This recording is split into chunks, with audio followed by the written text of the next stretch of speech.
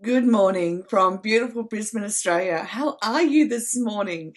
It's great to be here with you, and welcome to all our new family members from around the globe.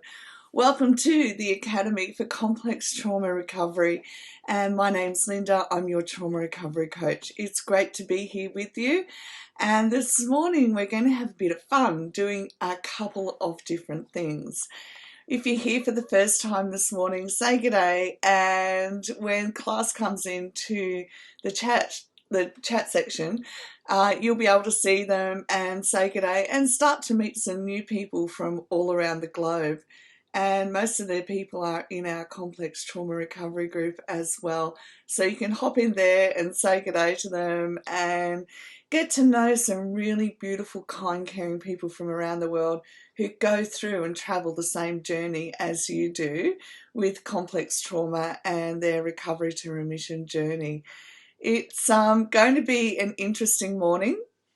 We're going to talk about different aspects of how to love ourselves. Now, if you've been on the page this week, you will have seen this picture. Okay, now this is the first picture, magnetic resonance image, if I can just make it a little bit smaller, which is always a challenge, of a mother and her 2-month-old baby and the impacts in the brain when she is kissing her baby and showing affection. And the reason why this type of thing is so important is because it begins to give science even more information about what's happening at the neurobiological level for us when we haven't experienced this type of thing. Now, when I shared this in group, actually another member shared the post in group, and people were saying, well, that never happened for me.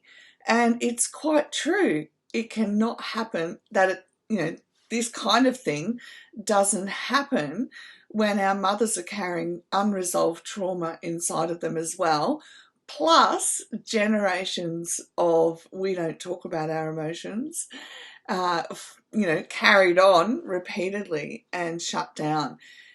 And I was talking to a specialist the other day from overseas, and they were asking me questions about my childhood in reference to all of this type of thing, the brain development. And I was saying how in our family it was even non-verbal that we weren't allowed to cry. Like, so if I cried at a very young age, so we're talking 4 and under, you knew by non-verbal cues that crying or being upset wasn't an accepted protocol in our family. So there wasn't any, come pick you up, cuddle you, nurture you.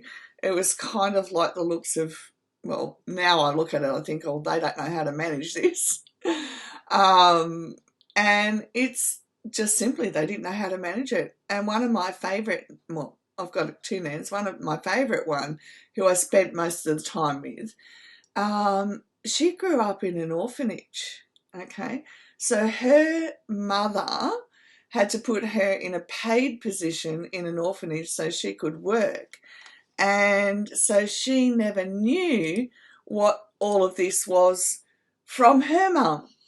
And then she had 3 boys, and then similar things happened in my other grandmother's side of the line where their mother abandoned them completely, and on it went. So when this doesn't, it's not just about this particular image, it's when it doesn't get passed down, all of this, like from this neurobiological level, then we end up where, well, now the proof is in the pudding, we're ending up with generations with attachment challenges, or, they say issues, but issues make it seem like it's this massive big thing that we can't overcome. So I say it's our attachment challenges, which when we're given full information of what's happening for us at both the neurobiological and the soul level, we can bring it all together and heal, recover, move into remission. So when people in our group said, that's never happened for me, I was like, well, then we need to address this. We as adults have to be proactive and responsible about meeting the needs that weren't met when we were little. We have to be the ones that stand up and say, okay, this didn't happen. What am I going to do about it? Now, I've listened to, I've had continuing education on all of this kind of thing. Now, one of the things that people can do, because especially in our day and age, people are ending up very isolated, but they'll have a pet, and you can actually look into your pet's eyes with lots of love and adoration, and you can see them look back into your eyes, and there's that real heart connection. And that does impact us at that essential neurobiological level of bringing the love back into our internal space. So that's one thing that we can do. The next thing that we can do is we can, hang on, I'll just see if this will go into your comments for you, and it might not. It's a PDF, so, oh, here we go. We're going to have, all right, so if you look in the comments, there's a free PDF for you, which is loading at the moment, of 50 self-loving affirmations. So when you can connect to that space of that internal love coming in, and even if it's through your beloved pet, it will work, but you can do the same thing with another significant person in your life. You can sit down and relax and look into each other's eyes and just keep feeling that love connection internally, okay? And it does help us grow and heal and be affirmed even in our adulthood. So, being affirmed, I found this beautiful lady's site, and she had 50 self-loving affirmations. So what you want to do is take the affirmation, and you want to feel that inner connection to love, so that you can build that real sense of love internally for you, which you may not have never had, but as an adult, you now get to choose how you have that, how you experience it, how you bring it into your life and begin to heal what's happening at the physiological and neurobiological level. And it does heal us all the way down to ourselves. Now, there's a part of the brain called the ACC, and I apologise, I haven't got my image up with the ACC at the moment. Yesterday I was on the go from 4 a.m, so I will find it and put it in the comments below. But the ACC is the fulcrum point between the prefrontal cortex, our thinking part of the brain that puts everything in order for us, including our emotions, and our limbic system, which is the part that causes the prefrontal cortex to go offline when we're on hypoarousal, when we've been triggered in any way, shape or form, when we've got trauma, okay? So it's not, oh, that person triggered me and now my emotions are everywhere. We're talking about complex trauma where when we get triggered, our whole entire system goes into fight, flight or freeze. And in particular, I deal with the hypoarousal where we get shut down into freeze mode for significant periods of time in our life, which I've been there, shut my whole system down for over 2.5 years. So what do we do with affirmations to make them work for us? We're going to sit with an affirmation and we can repeat it, and we're going to breathe slowly, and we're going to feel it in our heart in order that the ACC, the love center of our brain, begins to unfold from freeze mode. Okay, so it's had to keep going into freeze mode because the limbic system keeps taking over our whole entire system, our emotion. We're wired for high alert all the time. So think of all the times that you walk into a room and you're looking around and you're scanning the room about who's safe, who's unsafe, where's the exits, how long do I have to be here before I can get out? And where can I go and stand or sit to be in a safe place? And I'm laughing because, look, hey, I've done this, absolutely. And I used to do it not knowing I was doing it because of my brain running my system, okay? And it's only when we understand that is the basis of it that we begin to be saying, right, what are the strategies I need to develop in order that I don't walk into rooms doing that anymore. Anyhow, that's another chat show. But what we can do is begin to say, right, that's happening, and I'm going to use the affirmations to begin to unfreeze the love center of my brain, to come off hypoarousal, and get my whole nervous system off freeze mode. And then I'm going to be able to say, right, I'm in a really good place inside of me. Good morning, Holly. It's great to have you here. So, when I went on my journey last night to gather a whole bunch of information to teach you today about self-love, there wasn't the information that I wanted to teach you. So, I'm going to develop that. I didn't have time to put it all together for you last night.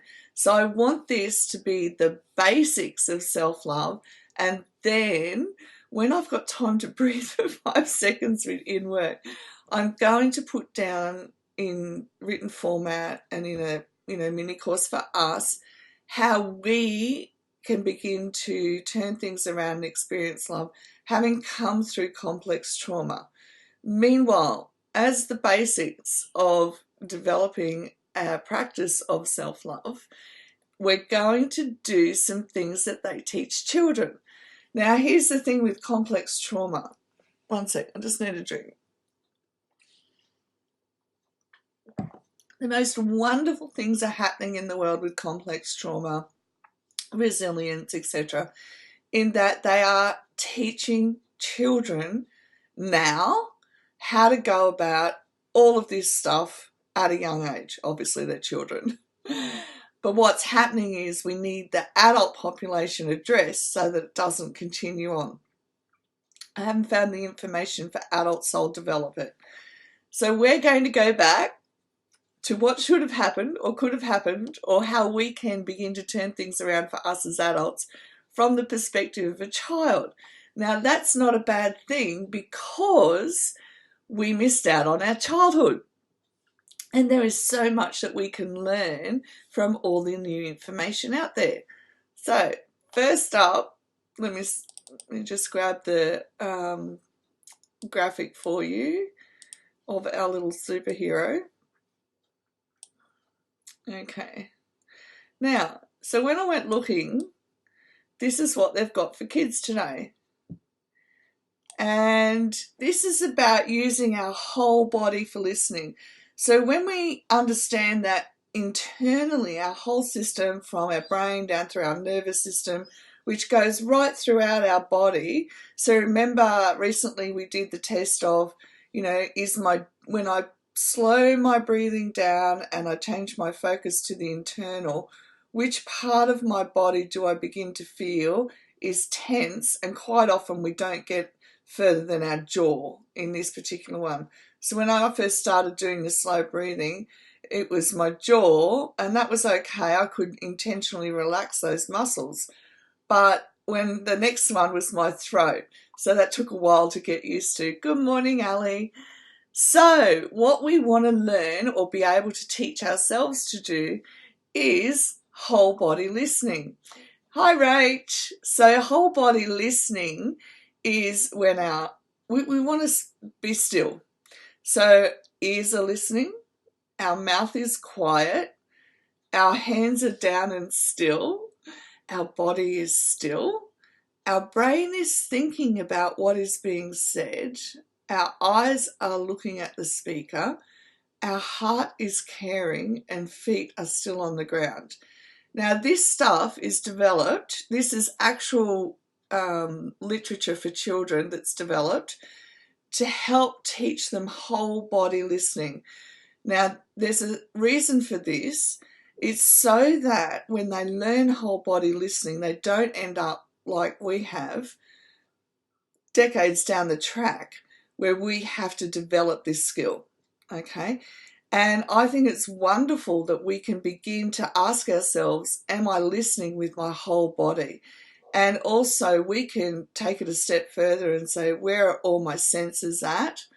What's happening for me internally if I'm not listening with my whole body? And even as you're sitting here listening now, and you went through each of these, you could say, which part of my whole body listening process isn't online? Do you see how if we begin to say it as adults, we then build into ourselves this internal awareness of, oh wow, this is what's happening for me internally, and it can really change things around for us. And you know, here I was sitting here flapping arms about because I'm really expressive when I talk, but if I'm doing my whole body listening, then I'm going to be peaceful. I'm going to have that calmness. And then, now this is the challenging part with complex trauma, is then I'm going to be able to recognize what's happening internally. That's what I would call in disarray. So it's, you know, wants me to go off and run away. So I'm on flight mode. It wants me to sit here because I can actually feel that I'm terrified. Because I've been triggered and I may not know why. So it reminds me of when I was at the gym one day, which I'd been to for years, and I'm sitting there and I'm literally breaking out in an anxiety attack. But because I'd learnt the information that when a certain part of the brain gets triggered, we go into fight, flight or freeze, and my brain's basic unconscious trigger is I'm not safe. And I sat there doing the affirmation repeatedly, I am safe. Then I was able to breathe through the trigger and work through not staying in the anxiety mode. So this whole body listening is going to give us the ability to do that. Like I said, these are the basic things that kids are being taught these days. But for us as adults, if we're prepared to do this, and even if you did this while you're watching TV, okay? So we don't want to add extra to our day, to our routine. But if we did this whole body listening while we were watching TV, and we only did it once a day, then we're already teaching our brain that we're safe to start getting a deeper awareness of what's happening for us internally. And that's a good thing. We don't, until I tell you or someone else tells you that we don't feel safe to acknowledge what's happening internally, then we don't know that we don't feel safe, and we won't go in and touch what's sitting in there. And that's really hard to live our life like that in the unknown. So this is the first thing that we can do. We can do practice and teach ourselves whole body listening, and it will definitely change up your inner awareness so that you can begin to take back control and manage what's happening internally for you, okay? And you can develop strategies around what's ever happening internally for you as well. Now, I've got, here's another one. I had to share this one with you too. Hang on. Let's see if I can get this. No, it's not going to participate. Sorry, girls. Here we go. So these are literally charts that kids are being given this today. So again, this is a different way of saying it. Eyes looking forward towards the speaker. Both ears ready to hear. I mean, who knows as a woman that when we've got kids, we've got one ear on the kid that's in the bedroom, on one in the bathroom, and one that's outside. We want to be fully present right here, right now. And we've got to train ourselves to do this. It's not a natural thing. Both ears ready to hear, mouth quiet, waiting for your turn to talk. Hands quiet and kept to yourself. Rather ironic that they've put boys on both of these posters, I think. Feet quiet and still, body facing toward the speaker, brain thinking about what is being said, and heart, consider the speaker and others listening. This stuff's amazing, and we can use it now too. Okay, so then I found another one for us, where 7 ways to practice self-love. Okay, so forgive your past and arrive in the now. Now, Bessel van der Kolk will tell us the greatest challenge with complex trauma is reality. So we need to be willing to do this. Acknowledge who you already are and what you have accomplished. And I guarantee if you're sitting here today, you have accomplished a lot. Hey, Rach. Value yourself and your time. Set boundaries when you have to. That is so vital, okay? Value. Instead of putting yourself down, tell yourself about your good qualities daily and wake up every morning and have one affirmation that you say every morning, and you're going to feel good about yourself today. Okay, so some nutcase may come along later on and with every kindness and upset the cup, but then once you've developed the habit, your body and brain want it more, so you'll go back to the habit. Practice gratitude. I promise it will change your life. Be thankful. Even if other people are getting what you don't have, give thanks. Give thanks for what you do have. And one of our greatest challenges is to feel joy for others when it's not happening for us. And I've spent years doing this, and I guarantee it's the best practice to have. Surround yourself with loving, supporting people. Let go of those that harm you. Stand up for what you deserve. Let people know when they overstepped a line. Be strong for you. Okay? And I will, let me just see if I can get all technical again. Let me just put this in the comments for you if it will participate. Yep, here we go. Okay, so there's the 7 ways to practice self-love in the comments. It should be coming up shortly, I hope. Yes, here we are. And actually, I'll put the whole body listening superhero in for you as well in the comments. Okay. It'll be coming up. Now, screenshot them. Keep them on your phone. Make 5 minutes each day for you to practice one of them. Okay, say one affirmation, practice some self-love, do some whole body listening, and teach yourself. Like, have the whole body listening there for the whole family when you're watching TV. So we're going to do some whole body listening, even if it's for 5 minutes, and you get the whole family trained in whole body listening. Then you're going to teach your kids how to do it so that they always know that there's something not quite right internally, which gives you the information as a parent that you can sit and talk about and discuss what's happening for them as well. So choose one, develop a practice of it for 5 minutes every day for the next week, and then you can come and let us know how your self-practice went and what it achieved for you. What was your outcome in the space of a week? So you pick whole body listening. What did you achieve? And Ali, teach it to Bethany. You and Rach do it while you're sitting there watching telly, and teach it to Bethany, because it's a really calming thing to do. It gets everyone back into the present moment. It's awesome. Okay, guys, thanks for coming along this morning and joining in. And everyone who sent emails and messages, I have got them, and I will get to them ASAP. I love you all. Thanks for joining in, and let me know how you go. I'll see you again tomorrow morning. Bye for now.